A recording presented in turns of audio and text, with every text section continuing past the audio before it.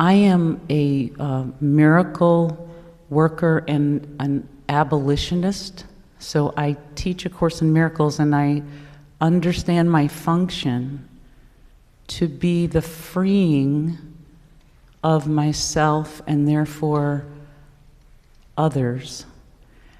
And I have been aware for a while that I'm running out of room, because what is suggested here, now I'm obviously a black woman, but I'm saying that because I am really practicing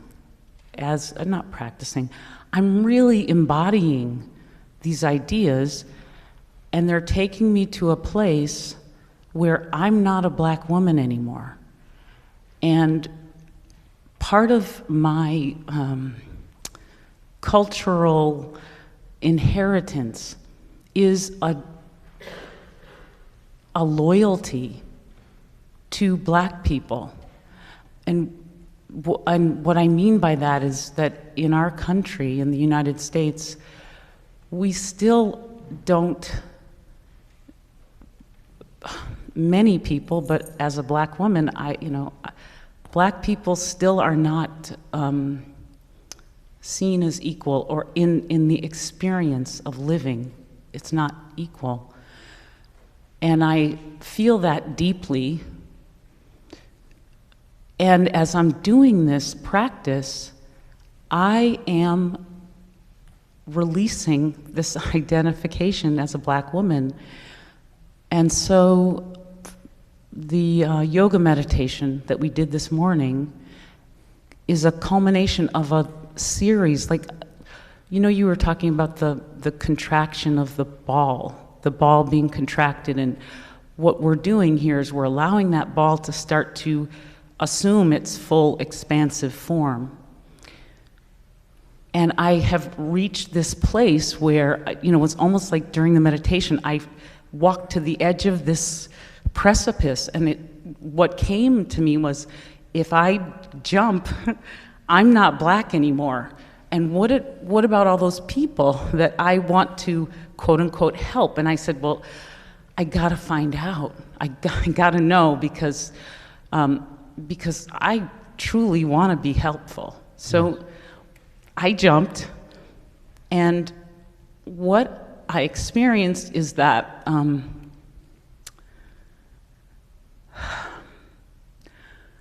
that my actual self, that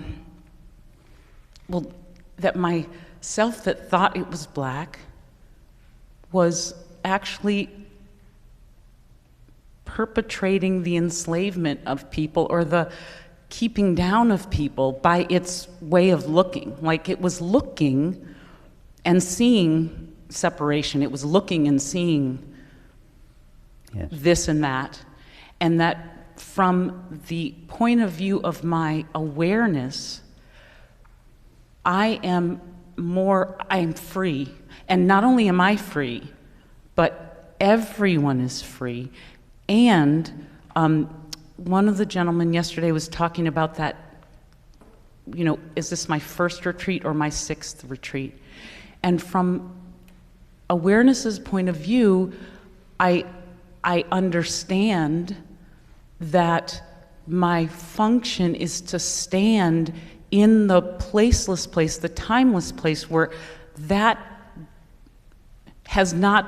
either hasn't occurred or has been overcome, and from that place take direction from awareness in terms of what to, quote unquote, do. And I call him Uncle Martin. I heard Martin Luther King saying, look, I said I went to the mountaintop, and that's what I'm talking about, and I never talked about going back down to help people. He's like, I went to the mountaintop, but I never went back down again. So I wanted to hear, it's such a unusual,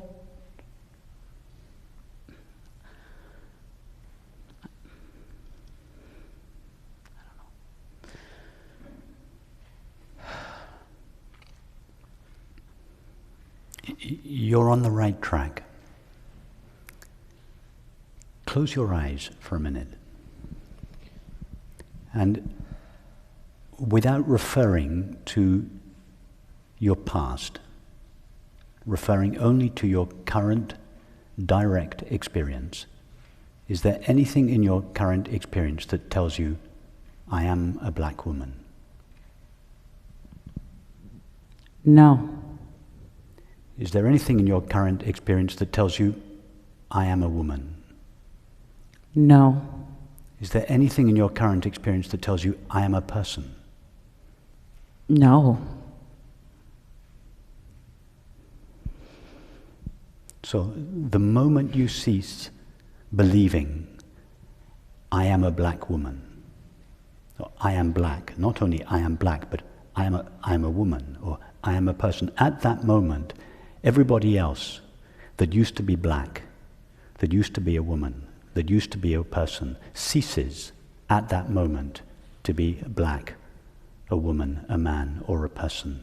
And that is the gift you have to give people, because that frees them immediately from the oppression, not just of being black, not just of being a woman, but the oppression of being a separate, finite self, always negotiating experience, trying to get something from it or defend itself against it. So that is the gift to take to other people. You are not trying to free people. That is an approach that targets the ego. You are trying to show people that what they already and inherently are is freedom itself.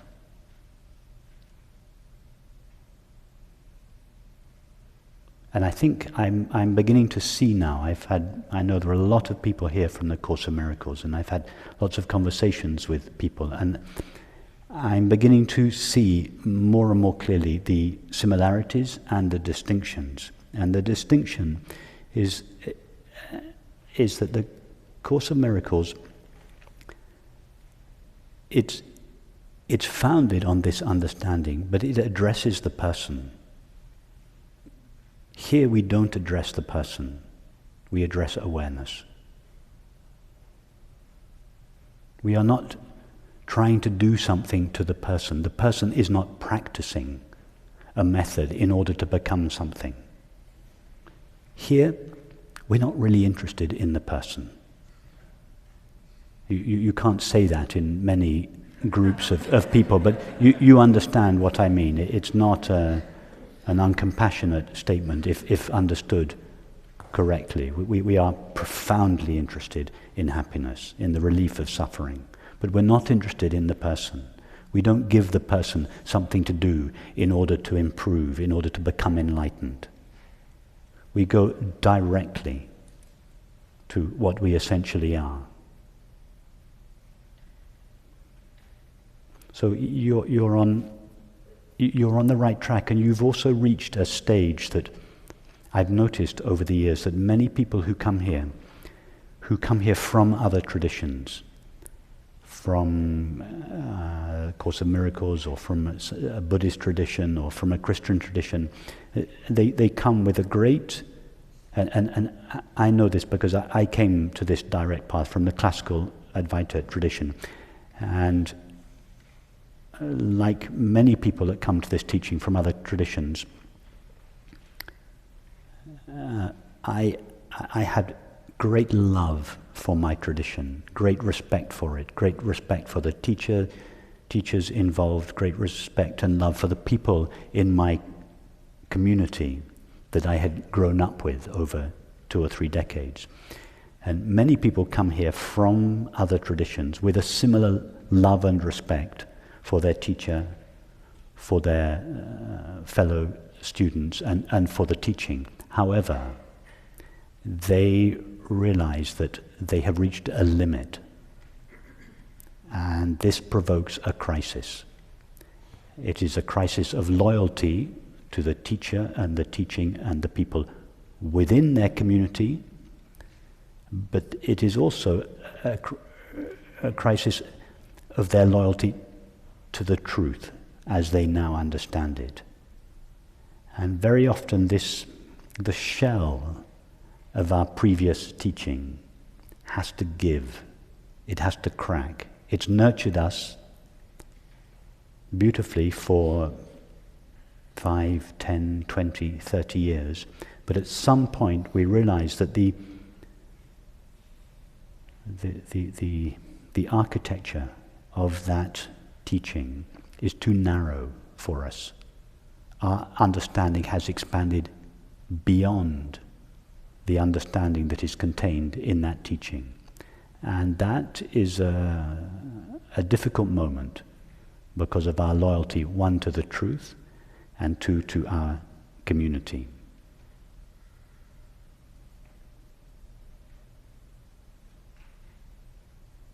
So your loyalty, you are now facing a similar crisis. It's really a crisis of identity. Your loyalty is not to black people. And I say that cautiously because I trust you understand what I mean. I deeply empathize with your desire to help oppressed black people, but your loyalty is not to black people.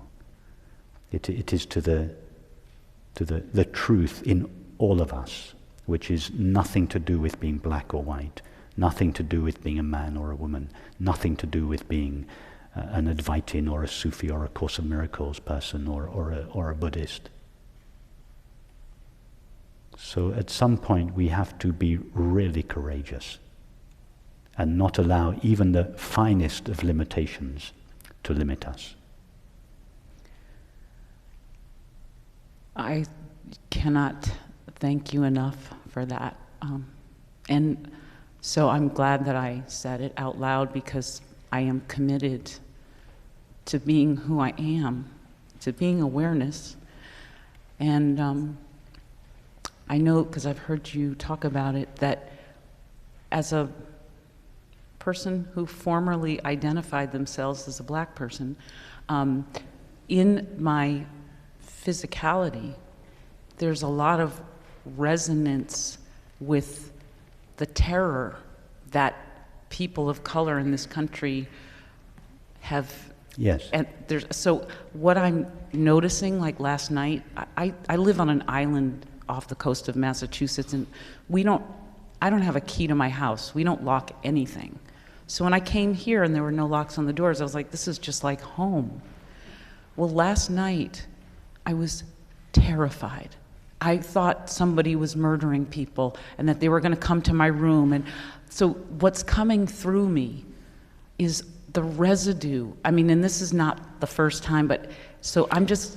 Yes, it's a residue not only from your own life, but it's a residue that you've inherited from your ancestors. It's the collective fear that black people have passed on viscerally from one generation to another, and it is so deeply impregnated in you that it lasts after you have had this understanding that what I essentially am is neither black nor a woman nor a person. This conditioning is so deep in your body that it will remain after this recognition. And that is very much what our yoga meditations in the morning are orientated towards, to exposing these old and very deep wounds and residues in the body, gradually exposing them to the light of awareness and dissolving them. I'm staying. And I just want to say one other thing, because here I can say, but because of the understanding that we all share, I can say very direct and very radical things in 2 minutes. We can do this little exercise and realize I am not black, I am not a woman, I am not a person. Now here we can speak like this, but you can't go back to your I don't know exactly what your circle, your community is. You cannot go back and start your meeting next Monday evening to say, close your eyes, see that you're not a black person. You can't. That would provoke so much resistance in them that it would only compound their suffering. It would not relieve it.